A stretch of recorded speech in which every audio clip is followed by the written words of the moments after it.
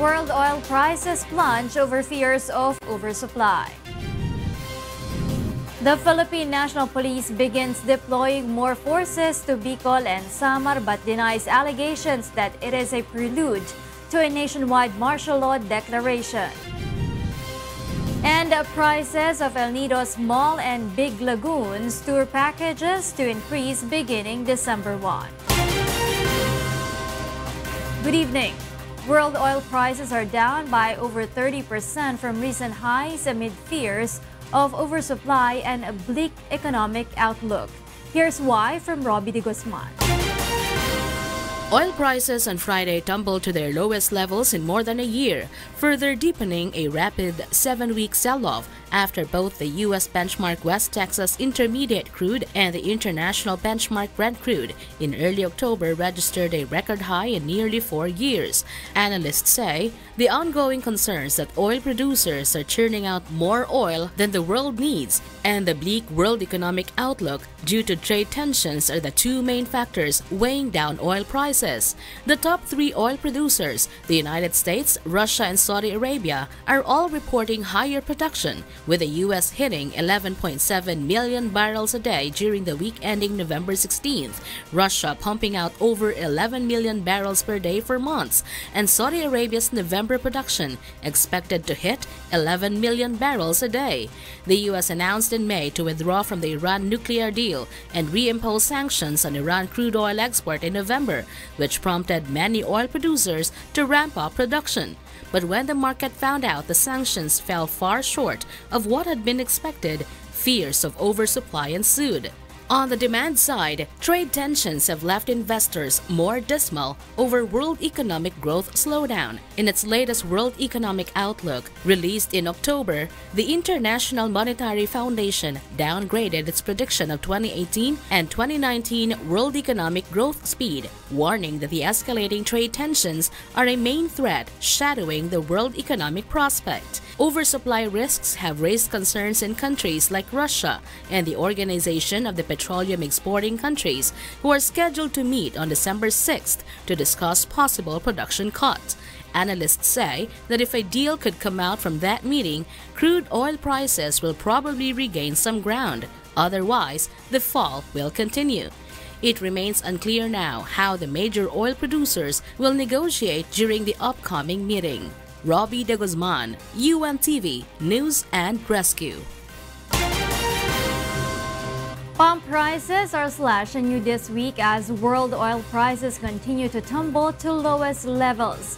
This is the 7th consecutive week that a big-time oil price cut was implemented, but a transport group insists this is still not enough to roll back the basic fares in public utility jeepneys. Victor Cosare tells us why. Local oil firms implement another big-time oil price slash this week to reflect the declining trend in world oil prices. Oil player Phoenix Petroleum led a rollback by announcing a price cut of as much as 2 pesos and 20 centavos per liter for diesel and 1 peso and 10 centavos for gasoline over the weekend. Other oil firms also implemented the same amount of price cut, but Sea Oil announced a price decrease in its diesel by 2 pesos and 30 centavos and kerosene by 2 pesos and 10 centavos. This is the 7th consecutive week that local pump prices were slashed. However, a transport group insists this is still not enough to roll back the basic fares in public utility jeepneys. The Federation of Jeepney Operators and Drivers Association of the Philippines, or FEDJUDAP, says they will voluntarily bring down the minimum fare to 9 pesos if the price of diesel slumps down to up to 38 pesos per liter.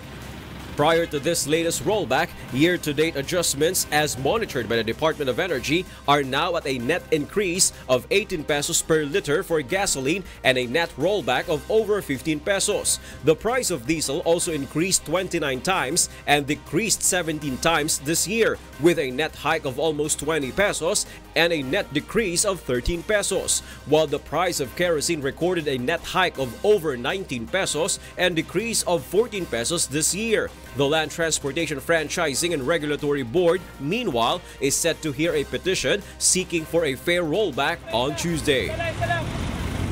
Victor Cosare, UNTV News and Rescue, Philippines.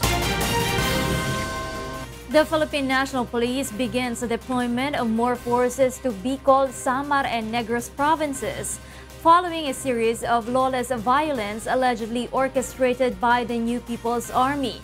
The PNP insists the additional troop deployment is not a prelude to the nationwide martial law as claimed by some left-leaning groups. Leah Ilagan tells us why.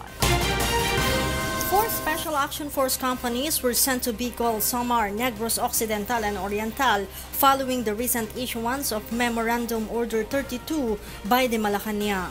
The order states that the military and police must augment its forces in the said areas where there are active units of the Communist Party of the Philippines New People's Army. According to PNP Chief Police Director General Oscar Albayalde, the deployment of additional staff troopers is aimed at curbing cases of lawless violence reported in these areas. General Albayalde cited the murder of 9 sugarcane farmers in Sagay City in Negros, the attack in Lapinig Police Station in Samar, and the series of surprise attacks against policemen and soldiers in Bicol as among the violent incidents reported. The PNP chief also mandated his police commanders in Region 5, 6, 7, and 8 to create an implementation plan in accordance with the MO 32. Remember, the state has the obligation to protect. The state has the obligation to protect its citizens from lawlessness.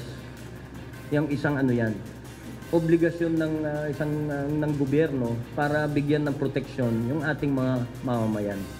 This is part of it.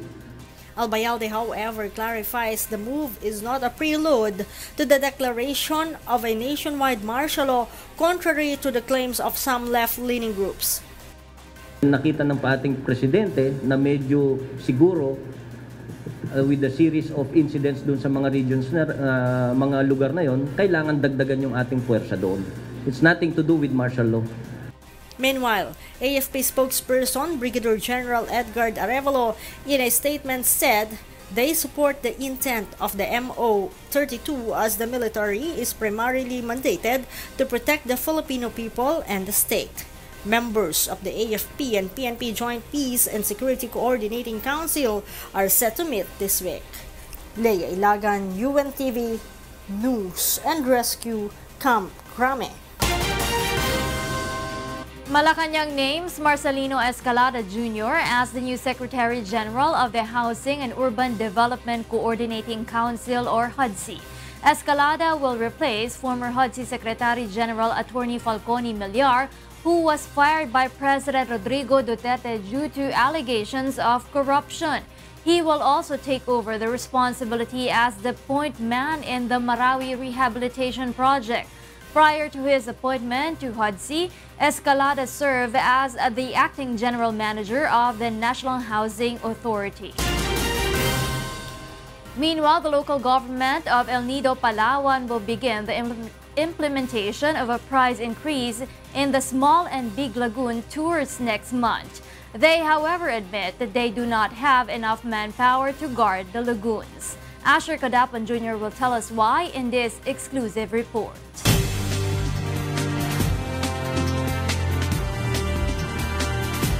Starting December 1, the local government of El Nido will be charging tourists of additional payment for those who want to go to small and big lagoons.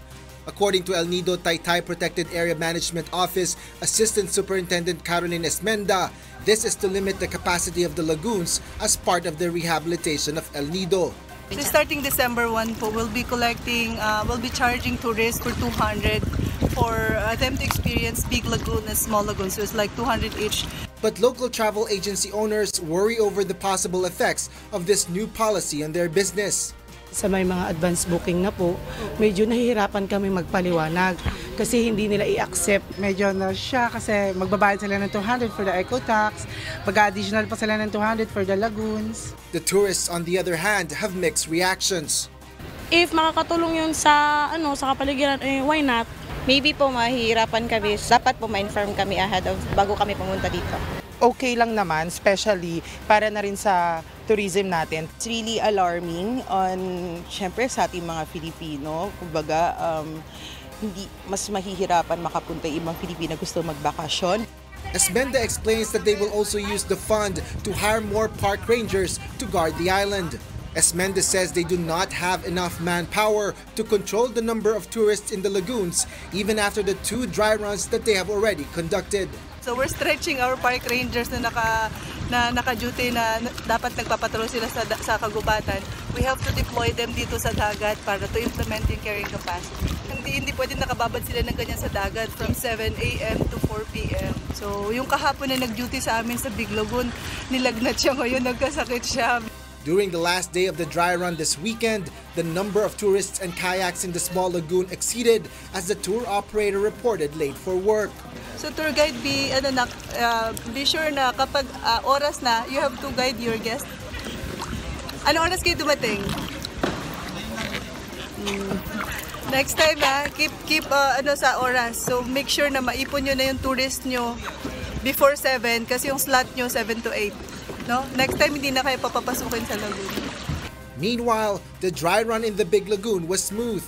There are few numbers of kayaks and tourists inside the lagoon. The Big Lagoon can only accommodate 80 tourists on 40 kayaks within 1 hour and a half.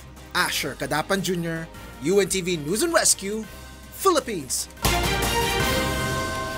The Philippines' first Eco Airport is opening on Tuesday, tomorrow, November 27. The Panglao International Airport is the first airport in the Philippines that uses renewable and sustainable structures. President Rodrigo Duterte is expected to lead the inauguration. According to the Department of Transportation, the project funded with more than 7 billion pesos is already 99% complete. The airport project, which was started in 2015, can accommodate up to 2 million passengers, double the number of passengers in Tagbilaran Airport. The project is expected to be completed in 2021 and is hoped to further boost the tourism sector in Bohol.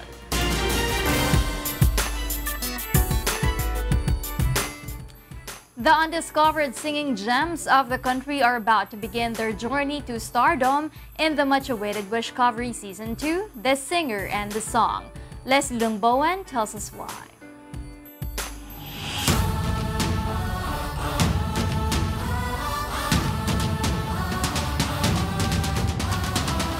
After months of searching for the talented youths all over the Philippines, the new batch of Wishcoveries is ready to be revealed.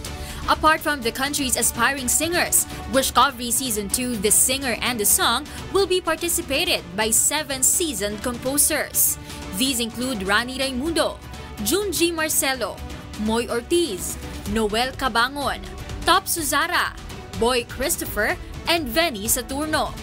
Each composer's camp will be comprised of 12 Wishcoveries who will battle against each other to be the group's representative. Wishcovery Season 2 will also be more exciting as this will feature the new compositions by the country's well-known songwriters. Meanwhile, Wishcovery Season 1's Wishfuls expressed support to the new set of Wishcoveries. We wish all the best for the Wishcoveries. Pinagdaanan namin yun at alam namin na hindi magiging madali, magiging talagang roller coaster ride yung journey nila. But at the end of the day, kung talagang si Lord yung magiging center ng puso, ng passion, victory will come.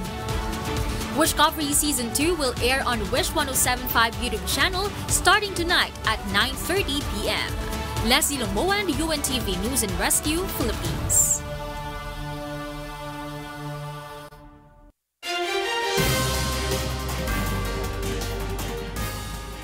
Up next on Y News.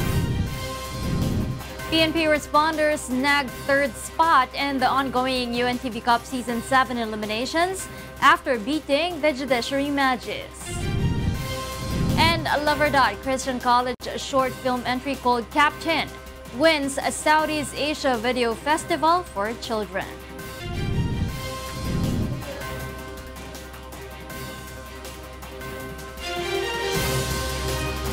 Thank you for keeping me company in the first part of Y News. More reasons behind the stories with William Thio after this quick break.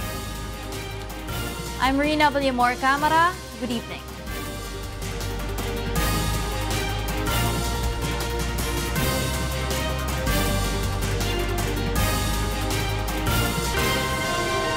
Welcome back to iNews. We pick up to where Rheena Villamor-Camara left off. I am William Thio. Here are the headlines. Malacañang counters communist leader Joma Sison's claim that the government committed an act of treason when it signed a memorandum of understanding on oil development with China. Supreme Court Acting Chief Justice Antonio Carpio says a Filipino should keep an open mind to provisions of the signed Philippine-China deal. And senators see crackdown against illegal Chinese workers in the country. Malacañang strongly denies allegations that the Duterte administration committed an act of treason when it signed a memorandum of understanding with China for the proposal to jointly explore and develop resources in the West Philippine Sea. Joe Anano tells us why. An act of treason. This was how Communist Party of the Philippines founding chairman Jose Maria Sison calls the signed memorandum of understanding between the Philippines and China for the proposed joint oil and gas exploration in some parts of the West Philippine Sea. In a statement on Saturday, Sison said the signing of the MOU under the direction of President Rodrigo Duterte is a clear act of treason, a blatant betrayal of the sovereign rights and national patrimony of the Philippines and the Filipinos. Sison added that the MOU also sets aside the 2016 legal victory of the Philippines against China before a United Nations-backed arbitral tribunal which invalidated Beijing's expansive claim to the South China Sea. But Malacañang countered Sison's allegations, saying the MOU is just an agreement that highlights talking and negotiation points. It's just an agreement to agree on certain things. There is nothing there that will be a basis for any allegation of treason. Even the critics say there's nothing there. On the alleged harassment of Chinese Coast Guard against a local news team shooting a documentary film in Panatag Shoal, the Malacañang assures the Department of Foreign Affairs will investigate the matter. The palace instructed the media outfit involved to submit a formal complaint for corresponding actions. Panela says they need to verify the complaint first, as there were also reports that the Chinese Coast Guard approached the team in a polite manner. Once the harassment claim has been proven, Malacañang assures they will fight for the rights of the Filipino people. We have to validate whether or not, because according to that Coast Guard, it was prohibited. I said, is it a policy of China to prohibit media men from going there or not? We don't know that yet. Statement. Tayo papayag na hinaharas tayo kahit saang lugar, kaya sa bansa natin o sa bansa nila. Joanano, UNTV News and Rescue, Malacañang. Supreme Court Acting Chief Justice Antonio Carpio, meanwhile, sees nothing wrong in the Memorandum of Understanding on joint oil and gas development signed between the Philippines and China. Let's find out why from My Bermudez. The opposition and other groups have been criticizing the Duterte administration for signing a deal with China to jointly explore and harness oil and gas resources in an area in the West Philippine Sea. Opposition has been calling on the administration to divulge the details of the deal that they believe may be disadvantageous to the Philippines. But according to the signed Memorandum of Understanding, activities under the oil and gas development must be formed through respect, fairness, and mutual benefits for the two countries, and should be in accordance with separate legal positions of both governments. The MOU also states that China's National Offshore Corporation will head its technical working group, but the Philippines will be the one to authorize enterprises or service contractors who wish to be part of the oil and gas exploration, a solution that everyone should be open to, according to West Philippine Sea advocate and acting Supreme Court Chief Justice Antonio Carpio. It's safe for us. We are negotiating with a military power, nuclear armed, and they have their own interests. We try to protect our rights also, and I think our sovereignty and sovereign rights are protected. It's just an agreement to explore solutions, and we should be open to exploring solutions like this. If they want to be a service contractor, so we've allowed foreigners to be service contractors, and if that will be that will settle the dispute. I've talked to some scholars in other countries affected also by the 9-dash line. They said, well, that would be wonderful if China will be a service contractor. But former Solicitor General Florin Hilbay, who was among the panel who fought in the Hague Court for the country's right in the disputed waters, opposes Carpio's view. He says the Philippine Congress should look into the said agreement to ensure that Filipinos will not be getting the lesser end of the deal. Kahit na MOU lang yan, it's still a contract, it's still an agreement. Ang kinakatakot natin, baka yun na talaga yung formal waiver ng decision. Na pag sinet aside mo siya, sinet aside mo na siya ng permanente. Carpio meanwhile says that Filipinos should remain vigilant, especially now that China continues to build facilities in the West Philippine Sea. I'm just saying, in the future, the 9 dash lines, which are 10 dashes now, might even grow to reach Benham Rise. I mean, that's the speculation. Mai Bermudez, UNTV News and Rescue, Quezon City. Meanwhile, some senators are calling for an urgent crackdown amid influx of Chinese workers in the Philippines. Nel Maribohok tells us why. Some lawmakers believe that it is high time for the government to put in place protective measures to ensure that Filipino workers are prioritized in the country. During a Senate inquiry on the growing number of illegal foreign workers in the country, Senator Joel Villanueva says the government should address the matter. Pagka umikot ka dito sa NCR, dun sa BGC, sa Eastwood, kung saan-saan, tingin ko hindi lang 200,000. Villanueva also says the Department of Labor and Employment and the Bureau of Immigration should launch a crackdown and exercise visitorial powers to make sure that no foreigners can illegally work in the country. This is after he questioned the monitoring process of the two agencies. In defense, the Labor Department says they only issue alien employment permit as a requirement for applying a working visa in the Immigration Bureau. Labor Undersecretary Siriaco Lagunsad believes that authorities should look into foreign nationals who have a special permit that limits their employment for only 3 to 6 months. The policy issue, I think, is if they are still here beyond 6 months. The BI, for its part, says they have only 80 field personnel tasked to inspect businesses nationwide. Based on the data shown by the immigration, more than 119,000 special work permits have been issued from 2015 to 2017, and most of the applicants are Chinese nationals. The figure is 119,000. Hindi naman lahat po yan nagko-concert tsaka BBA player eh. Most of them are Chinese and they work for Pogo, Your Honor. The lawmakers are also looking into the possibility that some foreigners are using their tourist visas as means of employment in the Philippines.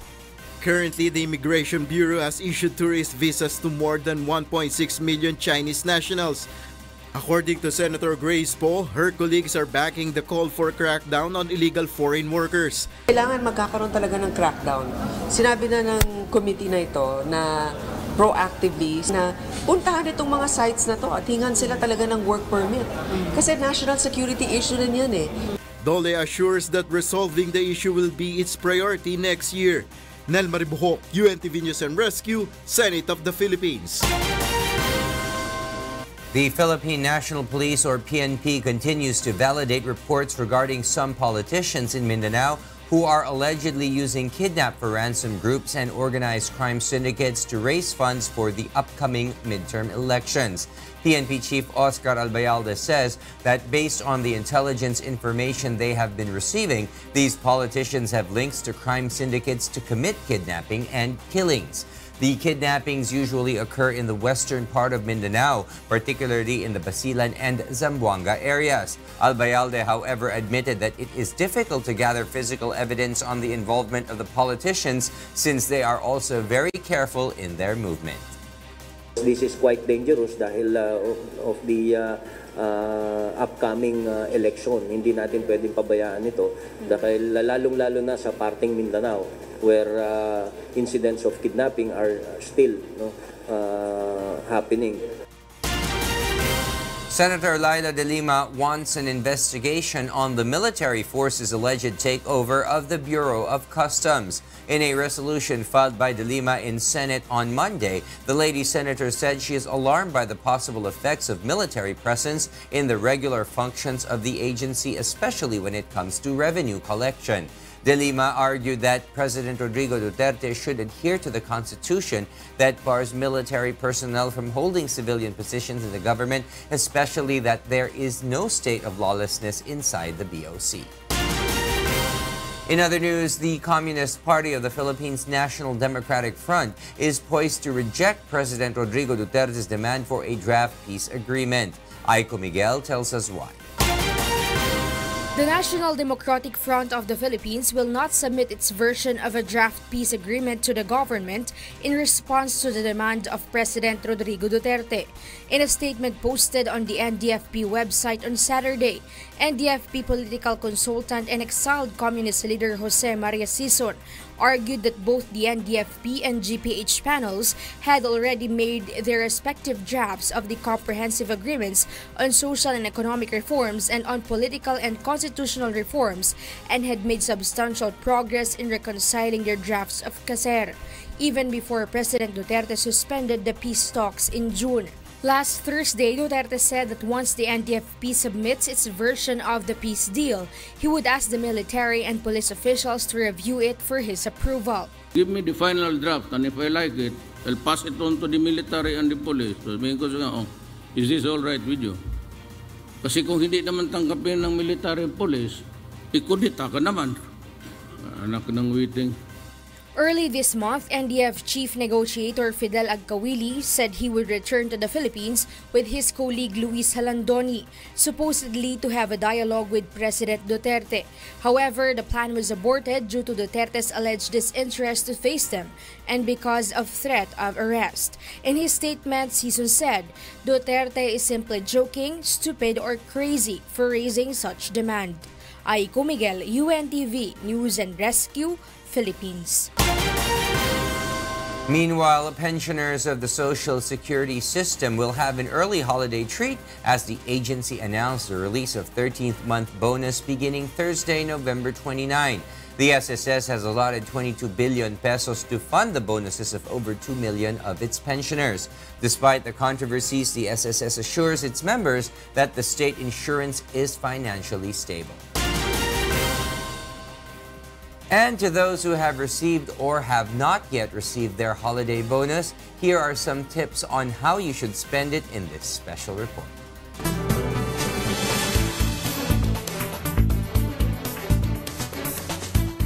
Are you excited to receive your holiday bonus? Where do you plan to spend it?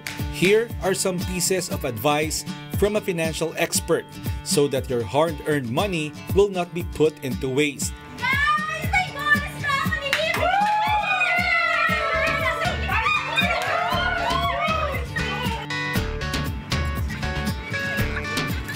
But how must we spend our holiday bonus?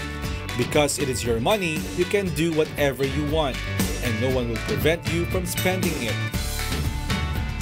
But if you're a smart spender, you can follow this advice from an expert. According to Rosel Ray, a financial expert, you can apply the 30-30-40 rule once you receive your bonus. The 30% will go to your savings. Keep it or deposit it in a bank and don't spend it as much as possible. The other 30% can go to your personal needs. This can be a travel vacation or anything you want to buy. And the remaining 40% will be used in growing your money, like establishing a business.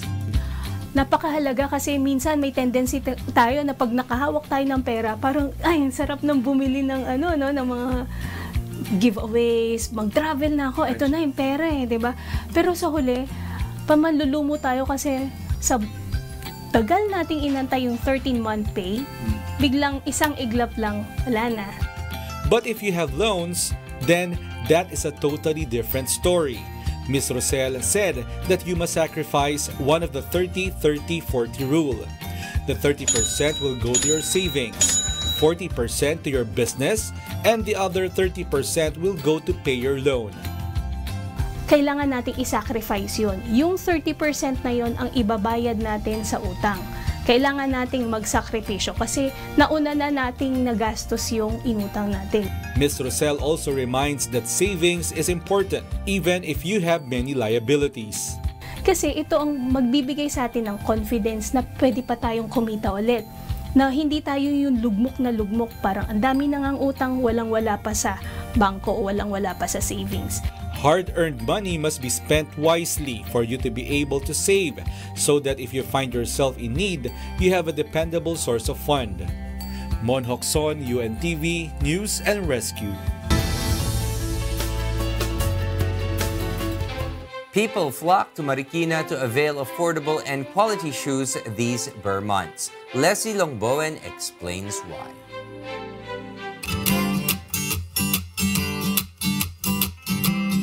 Marikina has been equated with good shoes. And these Burr months, shoe lovers continue to flock to the city to buy affordable and quality footwear in the shoe bazaar. Some even came from far provinces, such as Roberto Oca, who traveled all the way from Pangasinan. Pag sa mall, malaki na. Kasi tinanong namin, yung isang sapato na lang abot ng 3,000 to 4,000. Kaya dito, sinamantala namin, kaya mura eh. Kaya malaking diferensya sa mall. So, nabili ko po ngayon kasi leather siya, so authentic leather. Sa mga mall po, minsan naman po nakakabili ako, pero mga more on synthetic po. Because of the quality of Marikina-made shoes, it is no wonder that President Rodrigo Duterte's favorite footwear are from the city. 70-year-old Ollie, a cobbler in Marikina, became popular since he gave the president shoes as a gift. Since then, he continued to make shoes for the president. Talagang tuwan-tuwa ako dahil yung aking sapatos sinusuot niya. Kasi marami naman nagregalo na hindi naman sinusuot yung sapatos. Pero sa akin, talagang pinakikita niya na sinusuot niya. Kahit siya bansa pumunta, inaangat niya talaga. Meanwhile, to showcase the craftsmanship and creativity of Marikina-made shoes, the city annually holds a Sapatos or Shoe Festival. The festival started last November 12 and will end on January 6 next year. Meron kaming taunang Sapatos Festival na ginagawa tuwing mga Burr months. Dahil ito yung panahon na talagang bumibili ng maraming sapatos ang ating mga kababayan. Leslie Longbowen, UNTV News and Rescue, Philippines. Students from La Verdad Christian College Apali Chapter take home the top award in the Southeast Asia Video Festival for Children with their short film entry entitled Captain. Mon Hokson tells us why. 10 countries in Southeast Asia battled for the best in the Southeast Asia Video Festival for Children, held on Saturday, November 24. Representatives from countries like Brunei, Myanmar, Indonesia, Laos, Malaysia, Cambodia, Singapore, Thailand, Vietnam, and the Philippines showcased their talents in filmmaking, which featured everyday heroes as the festival's theme. And the winner is Captain from the Philippines. 3 students from La Verdad Christian College in Apalit, Pampanga campus joined the competition and won the Best Video Award for the short film Captain in 2 categories, the Children's Juror Award Amateur Level and the Professional Non-Fiction category Amateur Level. According to the film's director, Alwin Malonzo, Captain is inspired by a true story. Captain po, inspired by a true story. Story po siya ng isang bata na nagtatrabaho sailor po sa isang maliit na bangka. Kasi yung parents niya po, yung nanay niya, may sakit po at hindi siya makapagtrabaho. And then, tinutulungan niya yung teacher na nag-work sa kabilang ilog na itawid siya everyday. So, yung pinaka-story niya po, hero's hero. Parang siya yung naging hero ng teacher. So, most of us, kapag narinig natin yung word na hero, di ba? Unang pumapasok sa atin is teacher, parents. Pero po yung bata, naging hero po siya in his own little ways po. According to the judges, the storyline of the film outshined other entries. The Captain is a short video for children that has a very pure, simple, natural, and very sweet way of storytelling. Meanwhile, the festival's founder, Elvira Go, was amazed by the students' creations. She encourages more young participants to join the event. We are encouraging young students, ipapakita natin kung ang 10 taon na bata coming from Myanmar nakagawa ng award-winning team, bakit hindi nila magawa yun? The next festival will be held in Cambodia with the theme Diversity in Culture, United in Love. Mon Hokson, UNTV News and Rescue, Manila.